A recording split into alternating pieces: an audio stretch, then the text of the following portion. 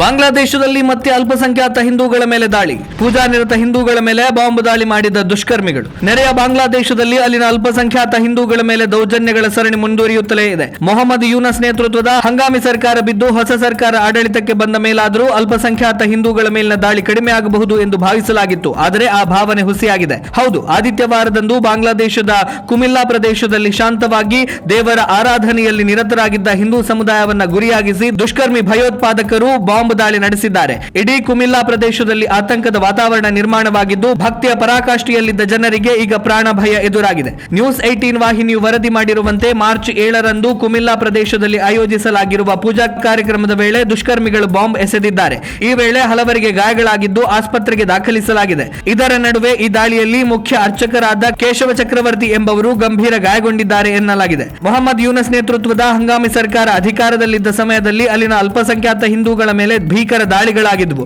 ಚುನಾವಣೆ ನಡೆದು ತಾರಿಕ್ ರೆಹಮಾನ್ ನೇತೃತ್ವದ ಹೊಸ ಸರ್ಕಾರ ಅಸ್ತಿತ್ವಕ್ಕೆ ಬಂದರೂ ಅಲ್ಲಿನ ಅಲ್ಪಸಂಖ್ಯಾತ ಹಿಂದೂಗಳ ಮೇಲಿನ ದೌರ್ಜನ್ಯಗಳು ನಿಲ್ಲುತ್ತಾ ಇಲ್ಲ ಎನ್ನುವುದು ಈಗ ಕಳವಳಕ್ಕೆ ಕಾರಣವಾಗಿದೆ.